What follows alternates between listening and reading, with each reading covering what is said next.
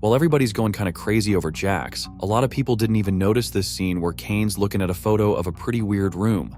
Obviously, the first thing that comes to mind is that same room from the pilot episode, and yeah, it looks insanely similar to that office Pomni stumbled into by accident. We already figured out a while ago that this room triggers straight-up panic in the digital circus characters, and Pomni's breakdown was like the perfect example of that. But even if we line up the pilot room with the one Caine's staring at now, it's pretty clear they ain't exactly the same, and that's where I got two theories that could help us get a better grip not just on what this room really means, but also on the bigger stuff that might go down in the digital circus later on. If we take another look at the scene with Pomni, it's pretty easy to see that this room is inside some huge office, which makes it totally possible that both spaces are just parts of one big room.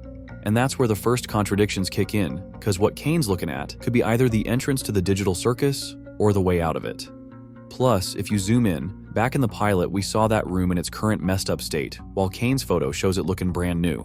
And since that pic was taken on a Polaroid, it's crystal clear it came from the past. So the first theory is that this snapshot is basically the entrance to the digital circus. Most likely Caine just can't wrap his head around why people were so hyped to figure out what this thing really was and jumped into the game without a second thought, while his adventures don't spark that kind of curiosity at all. But let's be real, that theory's kind of boring and way too simple for the digital circus. I feel like it's way more complicated and twisted than that, and if you notice with every new episode, the creators keep pushing us harder toward the idea that this weird symbol is one of the biggest mysteries of the whole circus, and cracking it will spill a ton more truth about this place. And yeah, lately we've been seeing the full abbreviation of that symbol pop up more and more, but honestly, that's just a fun detail, because most of us pieced that together right after the pilot anyway.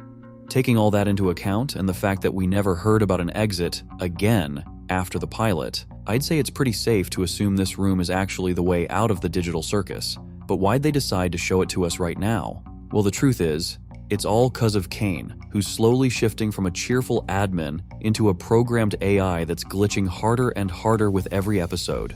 Alrighty. Now, let's see how many of them voted for me. We all get that this is happening because Caine just can't deal with the reality that his so-called masterpiece adventures don't really interest anyone. And if we go back to that scene with Zubul, it's super easy to catch why that triggered such a strong reaction from Caine. Basically, the digital circus is a place where the characters are only supposed to have fun and not think about any real human stuff. But with that line, Zubul literally went against the rules of the circus. And that kind of behavior is bound to mess with the programmed AI system, which is why we've been seeing so much aggression and glitches lately. There's a good chance Caine's just straight up tired of all this, and when he's looking at that photo, you can tell the thoughts hitting him to just end it all and send everyone back to the real world, so he won't be stuck alone with them anymore. Like we remember episode 6 was the breaking point between the calm in the digital circus and the straight up madness, and C&A, including that room, are going to be a key part of everything that happens next. What do y'all think this room really means? Drop your guesses in the comments, and let's keep it rolling. Like I already said, this spot is for sure going to play a big role in the future, but I'm pretty sure episode 7's only going to be the start of uncovering the main mystery of the digital circus. For the longest time, we thought the letter A in C&A stood for Albert Spudsey, and that he was supposedly one of the founders of the circus. But episode 6 dropped some details that could totally flip the way we see everything. Let's rewind to one insanely important scene for us. Now I would bet our biggest concerns would be Jax and Zubul. They're the youngest, so they probably still have some youthful fighting spirit. Man, I'm still missing a heart. This isn't fair. Huh? Oh, I got just the thing. Here, take this. Well, wait. What did you just do? What was that? It's a butterfly. It can restore your health. Did Caine mention that? Oh, nah. I made it up. What? Of course, a lot of people instantly started throwing around the idea that Kinger might actually be one of the creators of the digital circus, because he's got some abilities that nobody else seems to have. Backing up that theory is the fact that this scene comes literally right after the one with Caine. So I can toss out a pretty bold theory that Kinger's actually Albert Spudsey, and all those mentions back in episode 4 were kind of like a hidden nod to it. But if we think back to the Kinger we're used to, we all got briefs on our characters. I'm your assistant. Is that a baby head lamp? Didn't you get one too? I figured we were all on the same page here, but if not, you're gonna have to tap into those golden improv skills. Don't worry, Gangle, I'll get it for you!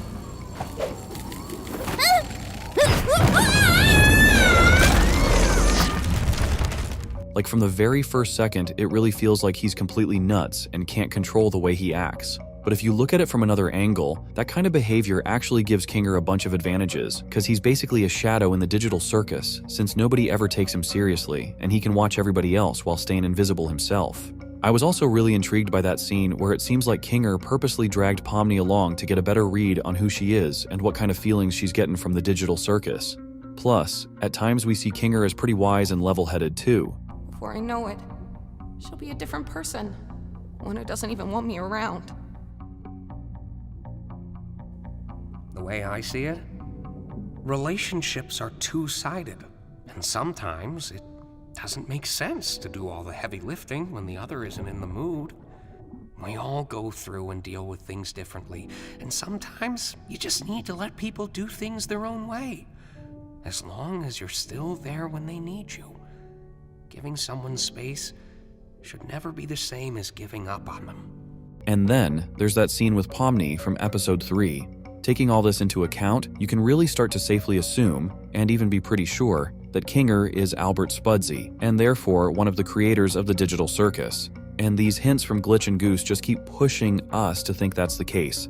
That's especially intriguing because I'm 100% sure that room wasn't shown to us for no reason. And even if it really is the exit from the digital circus, things might not be as rosy as they seem at first glance. If we go back to episode 5 and remember a few things from there. I sometimes got bored of things, and I would seek out mild thrills, like exploring abandoned buildings, and posting videos of it online. Ah, YouTuber. Not really. Nobody watched them. I sometimes did that. I wouldn't record it, though. Here's your Cosmo. Thanks. My mother was a lot. I worked in real estate for a bit until I ended up here. A couple months back, we noticed that pretty much everyone who told their story somehow mentioned abandoned buildings. So it's totally possible that the office transferring real people's minds into the digital circus is inside one of those places. Judging by how this room looks now compared to how it did originally, you can easily say that even if this really is the exit from the digital circus, it's been dead for a long time already. And in that case, it's actually super interesting whether our favorite characters can even make it back to the real world in one piece. Can they even come back at all? Because it's pretty likely their bodies in the real world ain't breathing anymore. And the digital circus is like this kind of digital immortality, letting people live out an endless imitation of life in a place where basically nothing matters. So you get it. Episode 7's gonna be even more epic than anything we've seen before, because that's exactly where the craziest stuff is about to kick off. As always, drop your thoughts in the comments, and I'll catch y'all real soon in the next videos.